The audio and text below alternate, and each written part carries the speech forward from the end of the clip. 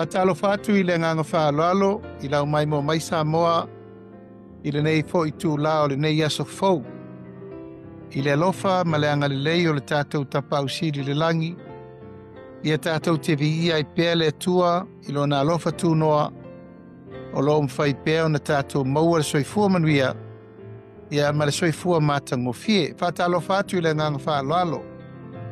Yo pa ia whaatala le lei, yo mamalu whaale tunu, ia tainane o mamalu whaale malo. Ia vi ia le tua le nei aso e eili tele tununga mawalunga, ia lo wha pena o na manuia whaiva matiute mga luenga, lo whenga iaisi o tātou tunu.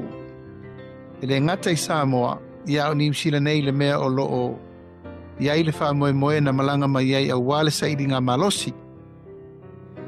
O manatu o whapoponi a so ua le tu ua so folau. Wa tini tānganga fo le wha moe moe. Ia ma le taunu unga. O le mafuanga na laina tu ua Samoa. Ia e angai mai ni usira nei. Ia mo sairi ngā tonga fiti a warso i fua maloloina. Ia le tua ilo na alofa malona angalelei. Ua tafa ata o malama. Ma ua taunu unga.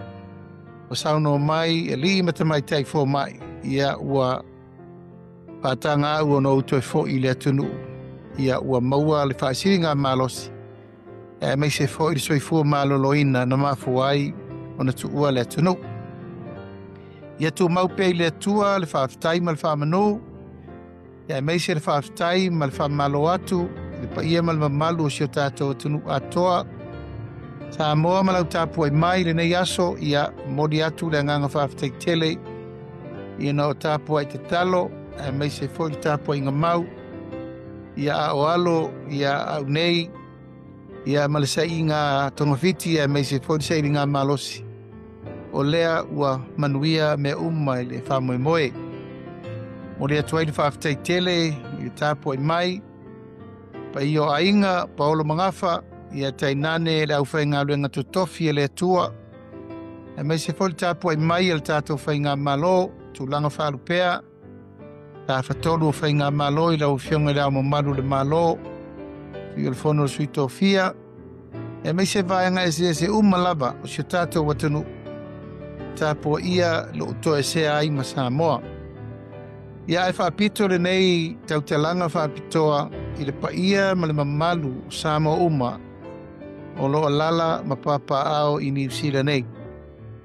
I lo uanganga whaaloalo e mamoli atuai le anganga whaafitai I le paia ma le mamalu maurungo la ufai ngā luenga totofi le tua.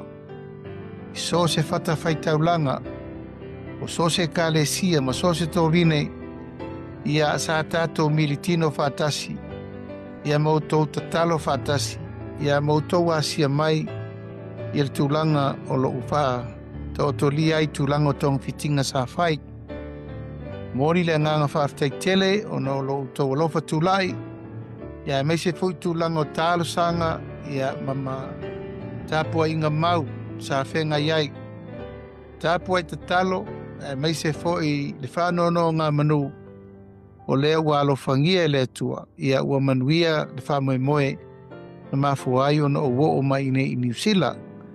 Whaafitai tele, le lasi ma le lasi, whamanuianga whaaleanganga, e le ngata i aso sa uma sa tātou mafutai mo mai leo whainga luenga, mo mori mele talisuanga pa ia o le whamantunga, e mai se fo ia singa uma na ngai mai, ia sa le masino le tatalo, mai se le whamanuia, ia u whaafo isi ai ma maualo malosi, mori atu le nganga, whaafitai tele, i le paia ma le mamalu mawalunga.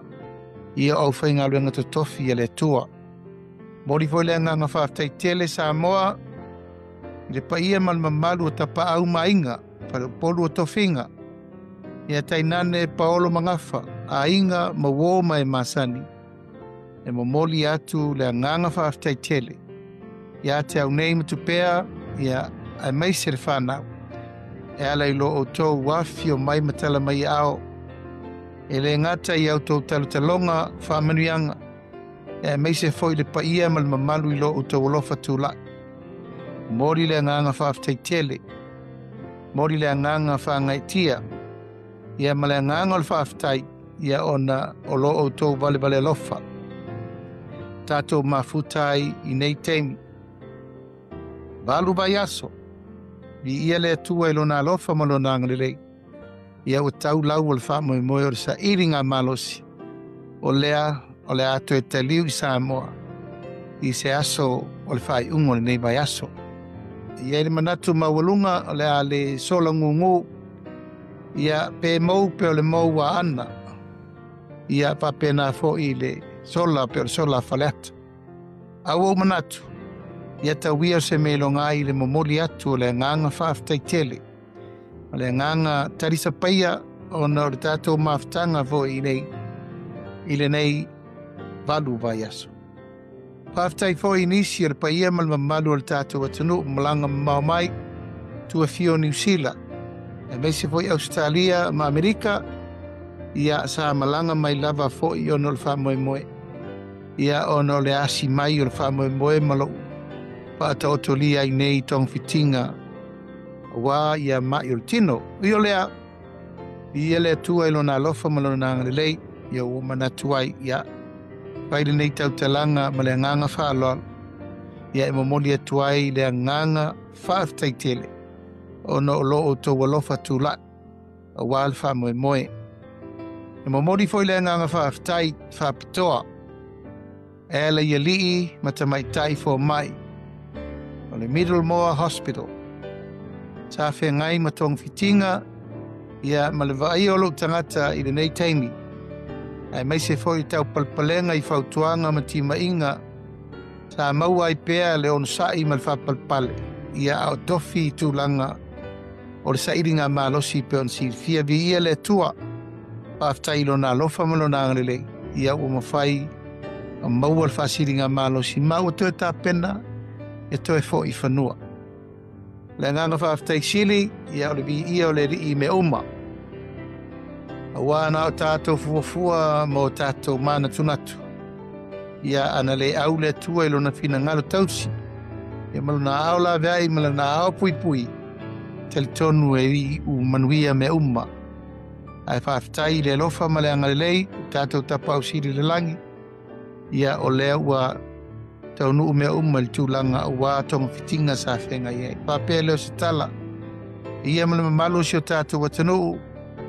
O lautou pule lea. Au tūlanga o le nei aso ma le whamoe moe. Ia o le amatou tā pena e te foi whanua.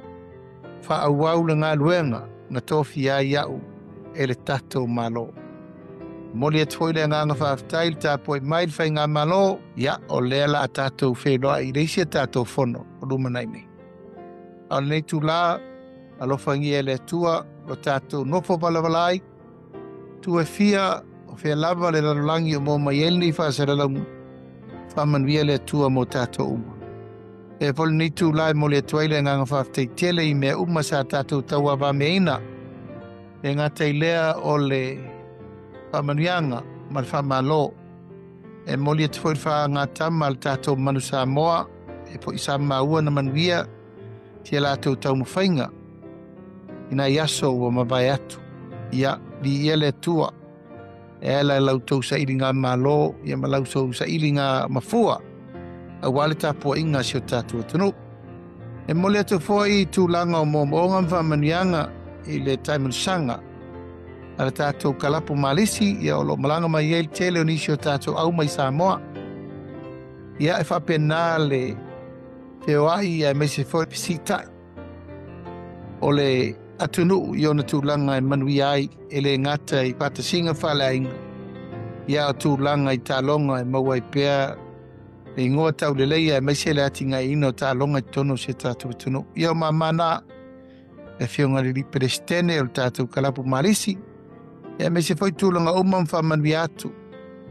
Tūlanga malava o lo whenga iai whaanga tama. Ore la kapi I te tono o New Zealand nei whapea whai Samoa. Ia, whātai le ma se leo Samoa manuia whaingo le nei bai aso. O la tātou to e pisira whai fo I pēu o lea. Ia pēa whapeta o nuu manuia I Samoa te whasolo tiu te mga alwenga. O mai au na whātūlanga wale whaua wina. O le bala wina a wā Samoa. Manuia whaiunga o le nei bai aso mfufonga uma. Aso I foia mai manuia.